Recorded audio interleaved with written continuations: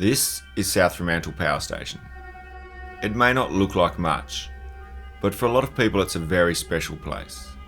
We're going to have a look inside, but first, let's start by having a look at its construction.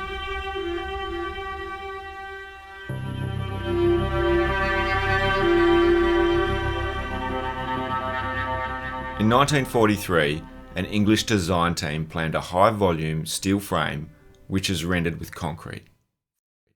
Thousands of uniform windows complete the somewhat cathedral-like appearance. The style has been described as late Art Deco. Construction began in 1946, which was perfect timing to give work to returning servicemen. The idea was simple: put the plant right between the water source and a railway line. The site is actually in Coogee, contrary to its official title. In January 1951, half of the production buildings were complete, and they wasted no time firing up the boilers. Before the year ended, they started producing electricity. In 1954, they finished the structure, and it hit full capacity, 100 megawatts. This photo is a snapshot of a very short moment in time. Construction has finished, the station has just opened, and it's running on coal. This did not last long. We'll come back to that later.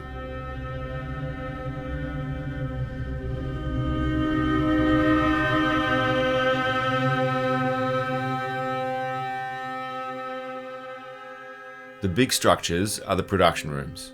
The western side is the Turbine Hall. It housed 4 steam turbines which powered 4 25 megawatt alternators, which were the first 50 Hz alternators in the state. This aligned us with the eastern states for the first time and provided a more stable output than the previous 40 Hz.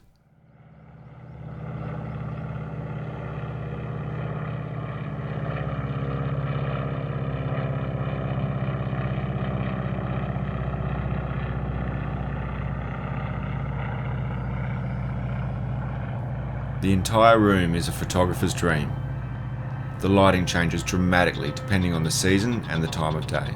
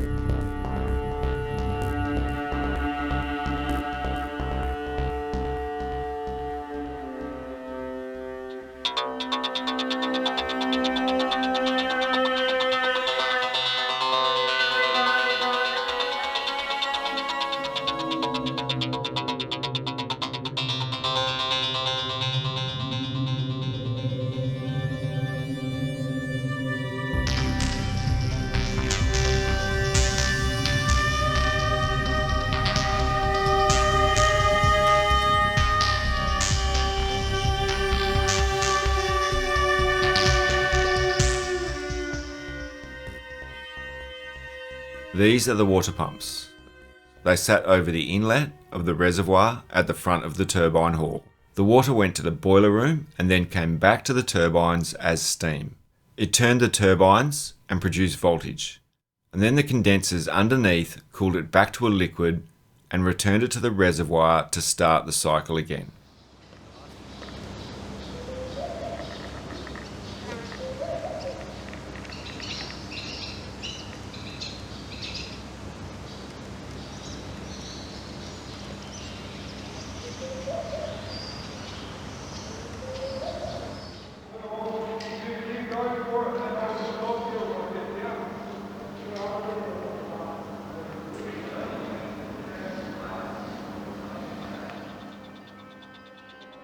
In the last few years, the reservoir has been completely filled in with sand, and the only footprints on the main floor are animal tracks.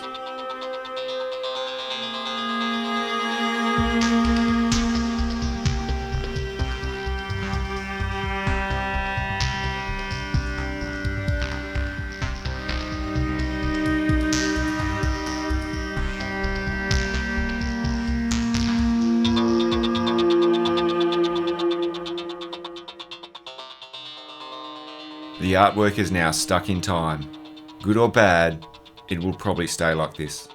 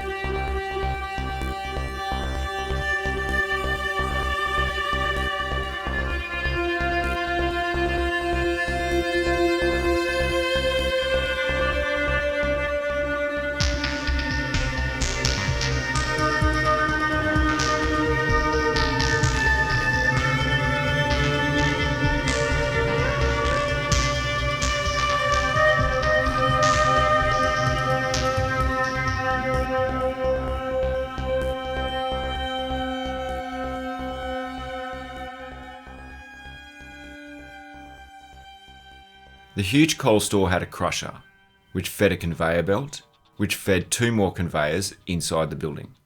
These dropped coal into 16 coal bunkers, which fueled 8 boilers, which gave steam to the 4 turbines. The design is very coal focused, which was unfortunate, because in the final year of construction, 1954, there was a serious fire in the conveyors, which inspired a complete switch to heating oil, which stayed as the main source of fuel for the next 20 years. In the mid-1970s, the oil crisis made a change back to coal the only real option, which remained until the station was closed in 1985. So even though this was designed as a coal-fired power station, it actually wasn't for most of its operating lifespan.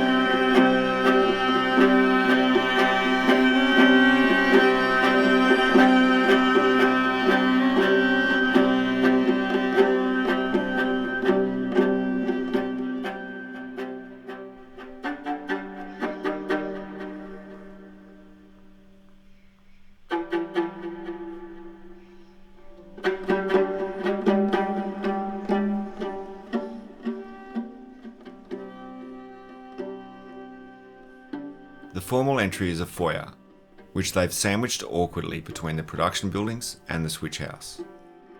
It is home to one of the most needlessly beautiful terrazzo staircases ever built. It was a favourite for sightseers and photographers.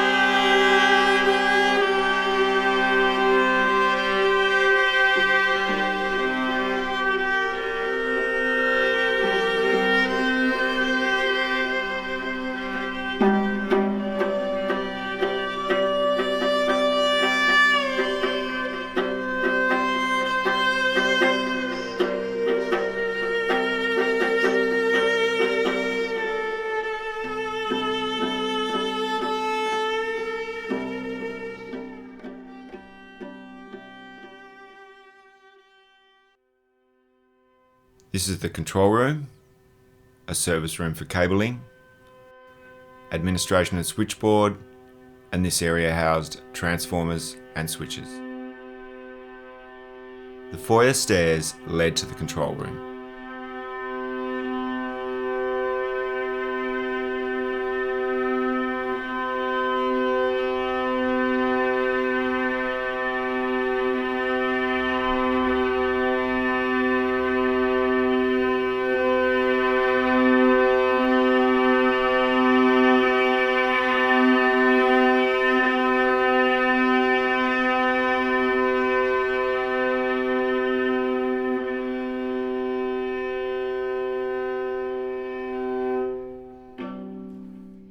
Notice the openings in the floor for all the control cables to make their way back to the production area.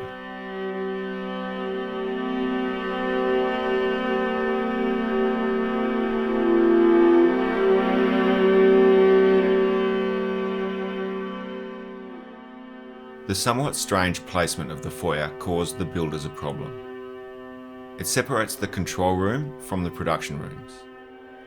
Hence this anomaly. The only wooden part of the entire building as far as I'm aware. Other clues are found here and here. A cutaway of this section makes it easier to visualise this workaround. All of the control and monitoring cabling for the production buildings pass through here.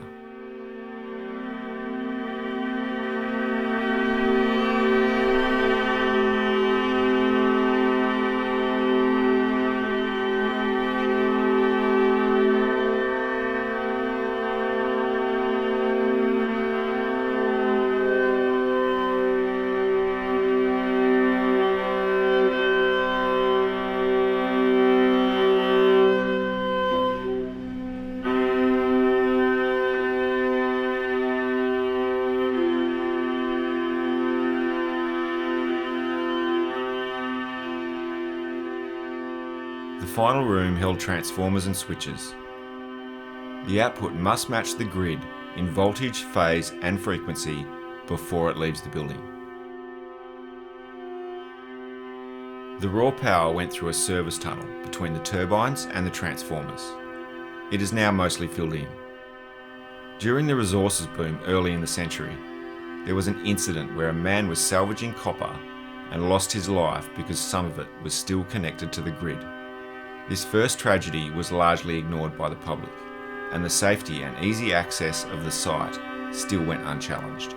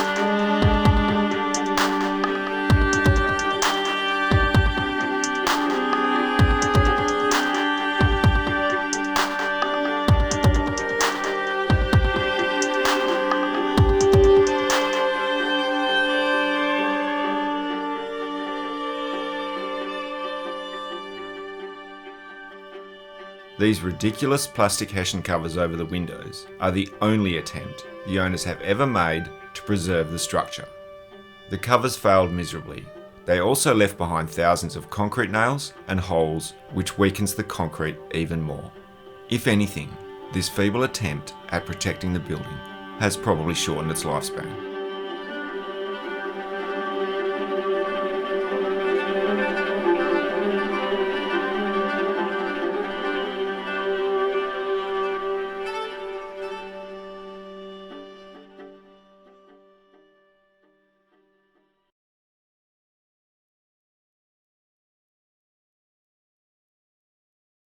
Let's be clear about something.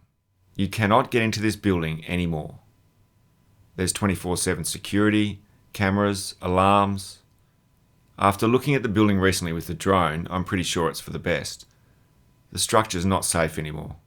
Unfortunately, the days of just wandering around in there have gone, and it's hard to imagine a clear pathway ahead where the public will have access to this space in this form ever again. It's now a time capsule for several generations of people. In 2009, I took my first photos, and this car was the only notable memory. For the next year or two, it was still pretty quiet. Nature started to take back some of the land, the art was starting to flourish. The fence was non-existent most of the time, and there was people doing something inside these walls every day, rain, hail or shine, for the next few years.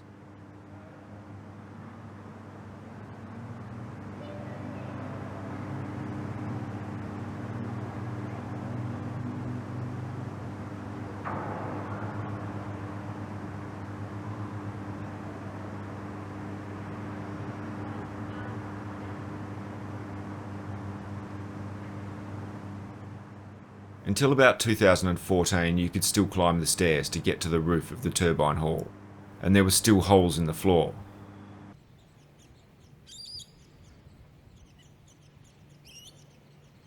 That's the same car.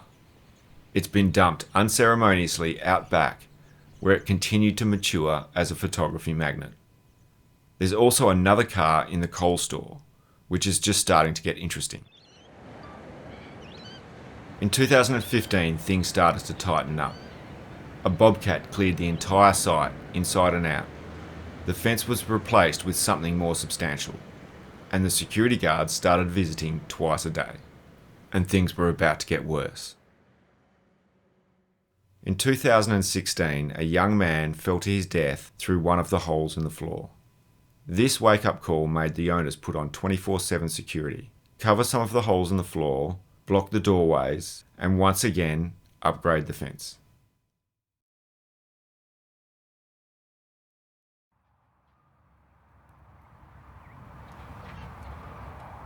With no more access to the building, the artists played in the coal store for a few years. The car got pushed into the centre and it started to ripen. The artists dealt with the canvas they had.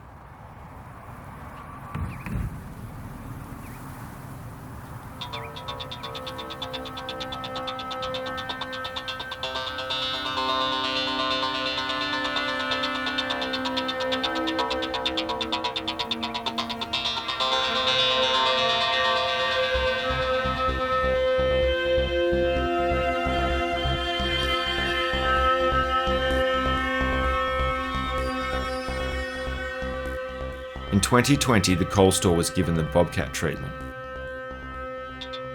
The community once again dealt with the canvas they had.